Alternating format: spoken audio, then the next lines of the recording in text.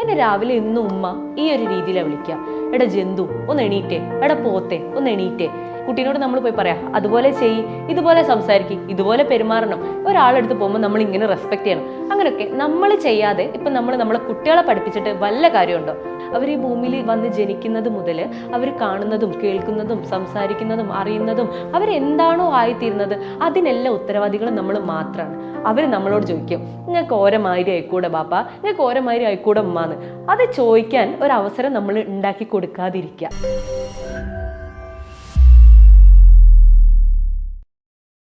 ഈ ജന്തു ഇനി ഉറങ്ങി എണീച്ചില്ലേ? എണീക്കടാ, ഉറങ്ങിയിട്ട് എത്ര നേരെ വിളിക്കുന്നു, പോത്ത് പോലെ കിടന്നുറങ്ങാ. തുടങ്ങി ഉമ്മ രാവിലെ തന്നെ ഒരു ദിവസം എൻ്റെ പോയി കിട്ടി. ഈ ഉമ്മക്ക് എന്തെന്നെ ഒന്ന് നല്ലോണം വിളിച്ചൂടെ? ഇന്നലെ എൻ്റെ ക്ലിനിക്കിൽ വന്നൊരു കേസായത്. ഒരു കുട്ടി, ചെറിയൊരു കുട്ടി വന്നിട്ട് പറയാം എന്നെ രാവിലെ ഇന്നും ഉമ്മ ഈ ഒരു രീതിയിലാണ് വിളിക്കുക. എടാ ജന്തു ഒന്ന് എണീറ്റേ, എടാ പോത്തെ ഒന്ന് എണീറ്റേ. ഇങ്ങനെ നമ്മൾ കുട്ടീനെ വിളിക്കുന്ന സമയത്ത് ആ കുട്ടി കുറച്ച് കുറച്ച് വലുതായി കഴിഞ്ഞാൽ വന്ന് പറയാണ് ഉമ്മൻ്റെ അടുത്ത് തള്ളേ മാറിക്ക് എന്ന് പറഞ്ഞാൽ നമുക്ക് എന്തെങ്കിലും പറയാൻ പറ്റുമോ? ഒന്നും പറയാൻ പറ്റില്ല. കാരണം ആ കുട്ടി ഒരു മൃഗത്തിൻ്റെ മാതിരി നമ്മളെടുത്ത് സംസാരിക്കുന്നുണ്ടെങ്കിൽ ആ കുട്ടീനെ അങ്ങനെ ആക്കിയതിൽ റോളായിരിക്കുക നമ്മൾക്ക് തന്നെ അല്ലേ? നമ്മൾ പണ്ട് മുതലേ കേൾക്കാറുണ്ട് ടാങ്കിലുള്ളത് ടാപ്പിൽ വരുമെന്ന്. അതായത് നമ്മൾ എന്താണോ അതേ നമ്മളെ കുട്ടികളിൽ പ്രതീക്ഷിക്കാൻ പാടുള്ളൂ. അല്ലാതെ കുട്ടീനോട് നമ്മൾ പോയി പറയാം അതുപോലെ ചെയ്യ്, ഇതുപോലെ സംസാരിക്കും, ഇതുപോലെ പെരുമാറണം. ഒരാളെടുത്ത് പോകുമ്പോൾ നമ്മൾ ഇങ്ങനെ റെസ്പെക്ട് ചെയ്യണം. അങ്ങനെയൊക്കെ നമ്മൾ ചെയ്യാതെ ഇപ്പം നമ്മളെ കുട്ടികളെ പഠിപ്പിച്ചിട്ട് വല്ല കാര്യമുണ്ടോ? ഒരു കാര്യമില്ല അല്ലേ? അതുപോലെയാണ് നമ്മുടെ എല്ലാ കാര്യങ്ങളും. നമ്മൾ എന്ത് ചെയ്യുന്നോ നമ്മൾ എന്താണോ അതാണ് നമ്മളെ കുട്ടി കാണുന്നത്. നമ്മൾ ആ കുട്ടിയുടെ ഒരു ചെറിയ കുട്ടിയുടെ ജീവിതത്തിൽ നമ്മൾ ഇന്ന് എങ്ങനെയാണോ ഉണ്ടാകുന്നത് അതായിരിക്കും നാളെ അവരുടെ മെമ്മറിയിൽ നമ്മുടെ രൂപം ഉണ്ടാവുക. നമ്മളിപ്പോൾ അവരുടെ അടുത്ത് ഒരു എനിമലിൻ്റെ മാതിരി ഭയങ്കര കടിച്ച് കീറിയിട്ടാണ് നിൽക്കുന്നതെന്നുണ്ടെങ്കിൽ തിരിച്ച് നമ്മൾ വേറെ ഒന്നും എക്സ്പെക്ട് ചെയ്യണ്ട. അവർ കുറച്ച് കഴിഞ്ഞാൽ നമ്മളെ അടുത്ത് ആ ഒരു മൃഗത്തിൻ്റെ മാതിരി ചാടി കയറിയിട്ട് തന്നെ നിൽക്കുകയുള്ളൂ. അല്ലാതെ നമ്മളെടുത്ത് അവർ ഭയങ്കര സ്നേഹം കാണിച്ചിട്ടൊന്നും നിൽക്കില്ല. അപ്പം അങ്ങനെ നമുക്ക് ഭാവിയിൽ ഉണ്ടാവുകയാണെങ്കിൽ അതിൻ്റെ ഒരു കാരണം നമ്മൾ തന്നെയാണ്. നമ്മൾ തന്നെയാണ് അവിടെ നമ്മുടെയൊക്കെ ഒരു ബാഡ് ഫ്യൂച്ചർ ക്രിയേറ്റ് ചെയ്ത് വെക്കുന്നത്. അപ്പം പാരൻറ്റിങ് അതൊരു ചെറിയ കാര്യമല്ല, വലിയൊരു കാര്യം തന്നെയാണ്. നമ്മളൊരു കുട്ടിക്ക് ജന്മം നൽകി കഴിഞ്ഞാൽ വേണ്ട, അവർ നമ്മുടെ വയറ്റിലുള്ള സമയത്ത് എസ്പെഷ്യലി ടു മദേഴ്സ്, അവർ നമ്മളെ വയറ്റിലായി കഴിയുന്ന സമയം മുതൽ അവർ കാണുന്നത്, അവർ മനസ്സിലാക്കുന്നത്, അവർ കേൾക്കുന്നതൊക്കെ നമ്മളെയാണ്. അവർ ഈ ഭൂമിയിൽ വന്ന് ജനിക്കുന്നത് മുതൽ അവർ കാണുന്നതും കേൾക്കുന്നതും സംസാരിക്കുന്നതും അറിയുന്നതും അവരെന്താണോ ആയിത്തീരുന്നത് അതിനെല്ലാം ഉത്തരവാദികളും നമ്മൾ മാത്രമാണ്. അപ്പം ഈ പാരൻറ്റിങ്, അതായത് നമ്മൾ നല്ല രീതിയിലല്ല ഒരു കുട്ടീനെ വാർത്തെടുക്കുന്നതെന്നുണ്ടെങ്കിൽ അതൊരിക്കലും ആ കുട്ടീനെ നല്ലൊരു കുട്ടി ആക്കൂല. പാരൻറ്റിങ് അതൊരു ചെറിയ കാര്യമല്ല, വലിയൊരു കാര്യം തന്നെയാണ്. നമ്മളൊരു കുട്ടി ജനിച്ച് ഭൂമിയിൽ വീഴുന്നത് മുതൽ ആ കുട്ടീനെ ഏത് രീതിയിൽ മോൾഡ് ചെയ്യുന്നു എന്നുള്ളതിന് ആകെ ഒരു അവകാശികൾ എന്ന് പറയുന്നത് നമ്മൾ പാരൻസ് മാത്രമാണ്. ഇപ്പം ഫസ്റ്റ് ഡേ ഒരു കുട്ടിയുടെ ഒരു ദിവസം എടുക്കുകയാണെങ്കിൽ ഇപ്പം നേരത്തെ പറഞ്ഞതുപോലെ നമ്മൾ ആ ഒരു കുട്ടീനെ രാവിലെ വിളിച്ചുണർത്തുന്നത് ആ ഒരു രീതിക്ക് പകരം നമ്മൾ വിളിക്കുകയാണ് ഉമ്മൻ്റെ പൊന്നെ ചക്കരെ, ഉമ്മൻ്റെ സുന്ദരൻ എവിടെ, അല്ലെങ്കിൽ ഉമ്മൻ്റെ മിടുക്കി കുട്ടി എവിടെ, അങ്ങനെയൊക്കെ പറഞ്ഞിട്ട് ആ കുട്ടീൻ്റെ അടുത്ത് ഒന്ന് പോയിട്ടിരുന്ന് ആ കുട്ടീനെ ഒന്ന് തലോടിയൊക്കെ നല്ല രീതിയിലൊന്ന് വിളിച്ചിട്ട് ആ കുട്ടിക്ക് രാവിലെ ഒരു മോർണിംഗ് കിസ്സൊക്കെ കൊടുത്തിട്ട് ആ ഒരു റിഫ്രഷ്മെൻറ്റിൽ എണീക്കുന്നതും ഇതുപോലെ ഭയങ്കര റൂഡായിട്ടൊക്കെ വിളിച്ചുണർത്തുന്നതും തമ്മിൽ ഭയങ്കര ഡിഫറൻസ് ഉണ്ട്. അപ്പം നമ്മൾ നല്ലൊരു രീതിയിലാണ് ഈ കുട്ടീനെ വിളിച്ചുണർത്തുകയെന്നുണ്ടെങ്കിൽ ആ കുട്ടീൻ്റെ ആ ഒരു ദിവസം മൊത്തം ഈ ഒരു കാര്യങ്ങളായിരിക്കും ഫസ്റ്റായിട്ട് ബ്രെയിനിൽ കയറിയിട്ടുണ്ടാവും. അതായത് നമ്മൾ ഉറങ്ങി എണീക്കുന്ന സമയം നമ്മുടെ മൈൻഡും ബ്രെയിനും ഒക്കെ ഫുൾ ബ്ലാങ്ക് ആയിരിക്കും അല്ലേ? അപ്പോൾ ഈ ഒരു സാധനം, അതായത് ഒരു ഉമ്മയുടെ അടുത്തുനിന്ന് അല്ലെങ്കിൽ ഒരു പാരൻറ്റിൻ്റെ അടുത്തുനിന്ന് കിട്ടേണ്ട ഏറ്റവും ബേസിക് ആയിട്ടുള്ള ഒരു ലവ്, അഫെക്ഷൻ, കെയർ എന്നൊക്കെ പറയുന്ന ഈ ഒരു സാധനം ഈ രാവിലെ തന്നെ ആ കുട്ടിക്ക് കിട്ടിയിട്ടുണ്ടെങ്കിൽ ആ കുട്ടിക്ക് ഇതിൽ അപ്പുറത്ത് വേറൊരു എനർജി കിട്ടാനില്ല എന്നുള്ളതാണ്.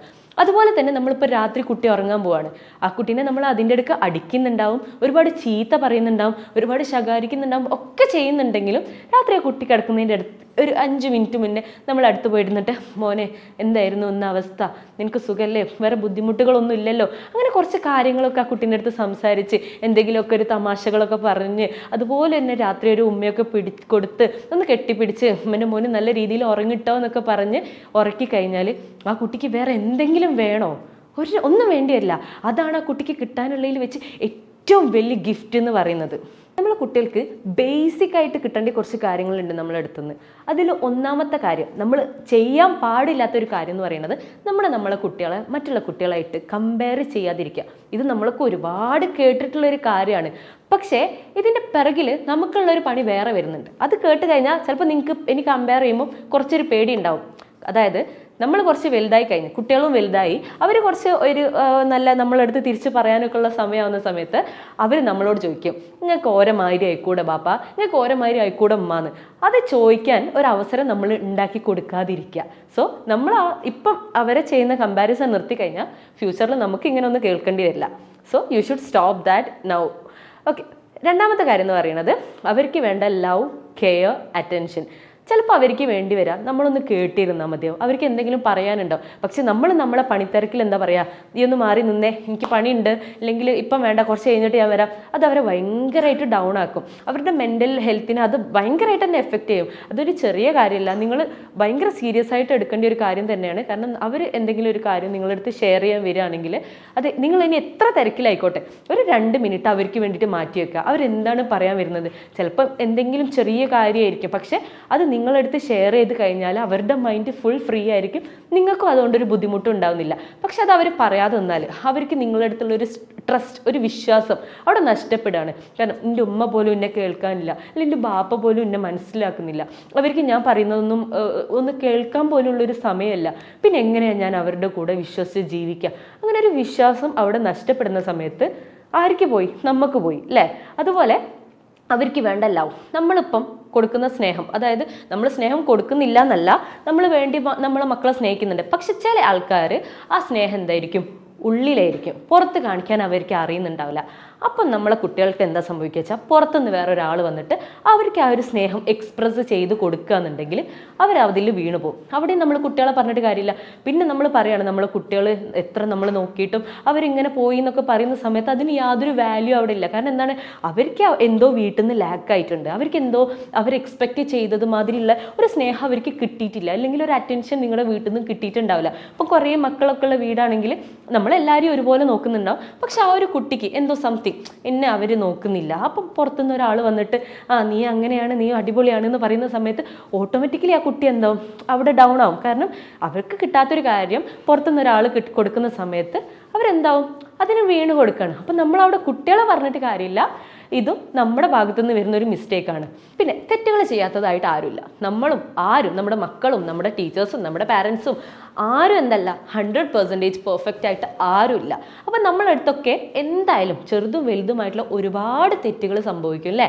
പക്ഷേ നമ്മളിപ്പോൾ നമ്മുടെ കുട്ടീൻ്റെ അടുത്ത് പോയിട്ട് പേഴ്സണലായിട്ട് ചോദിക്കുകയാണ്, നീ എന്താ മോനെ അങ്ങനെ ചെയ്തത്, നിനക്ക് എന്നോട് പറഞ്ഞൂടായിരുന്നോ അങ്ങനെ ഒരു മിസ്റ്റേക്ക് ചെയ്യുന്നതിന് മുന്നേ, നീ എന്തെങ്കിലും ഒന്ന് ആലോചിക്കണ്ടേ, അങ്ങനെ ഒന്ന് പേഴ്സണലായിട്ട് ചോദിക്കുന്നതും രണ്ടാൾ അവിടെ നിൽക്കുന്ന സമയത്ത് ഒന്നെങ്കിൽ അവൻ്റെ ഫ്രണ്ട്സ് ആവട്ടെ, ഇല്ലെങ്കിൽ നിങ്ങളുടെ ഏതെങ്കിലും റിലേറ്റീവ്സ് ആവട്ടെ, അങ്ങനെ ആരുടെയെങ്കിലും മുന്നിൽ വെച്ചിട്ട് ഈ കുട്ടീനെ ചീത്ത പറയുകയോ അല്ലെങ്കിൽ എന്തെങ്കിലും ഒരു തെറ്റ് ചൂണ്ടിക്കാട്ടുകയോ ചെയ്യുന്ന സമയത്ത് ആ കുട്ടി വല്ലാതെ ഡൗൺ ആവും, മെൻ്റലി ഭയങ്കരമായിട്ട് ഡൗൺ ആവും. അപ്പം ഈ കാര്യങ്ങളൊക്കെ എന്താക്കാം, നമ്മൾ നിർത്തുക. നമുക്ക് കുട്ടീൻ്റെ അടുത്ത് എന്തെങ്കിലും പറയാനുണ്ടെങ്കിൽ അവൻ എന്തെങ്കിലും, അല്ലെങ്കിൽ അവരുടെ എന്തെങ്കിലും കാര്യങ്ങൾ നിങ്ങൾക്ക് ഇമ്പ്രൂവ് ചെയ്യണമെങ്കിൽ, അവരുടെ തെറ്റുകൾ നിങ്ങൾക്ക് ചൂണ്ടിക്കാണിക്കണമെങ്കിൽ എപ്പോഴാണോ അവരെ നിങ്ങൾക്ക് പേഴ്സണലായിട്ട് വീട്ടിൽ നിന്ന് ഒരു റൂമിൽ വെച്ചിട്ടോ എപ്പോഴെങ്കിലും നിങ്ങൾ ഒറ്റയ്ക്ക് പറയുന്ന സമയത്ത് ആ കുട്ടിക്ക് ഒരിക്കലും അങ്ങനെ ഫീൽ ചെയ്യില്ല. കാരണം നിങ്ങൾ പാരൻ്റാണ്, കുട്ടി നിങ്ങളുടെ കുട്ടിയാണ്. അപ്പം അവർ മാത്രമേ കേൾക്കുന്നുള്ളൂ, പുറത്തൊരാൾ കേൾക്കുന്നില്ല. നേരെ മറിച്ച് ഒരു കുട്ടികളുടെ കൂടെ കളിക്കുന്നിടത്ത് പോയിട്ട് നമ്മൾ ഒരു കാര്യം ചോദിക്കുകയാണ്, ഈ എന്താണ് അങ്ങനെ ചെയ്തതെന്ന് ചോദിക്കുമ്പം അത് ചെറിയൊരു കാര്യം ആണെങ്കിലും പോലും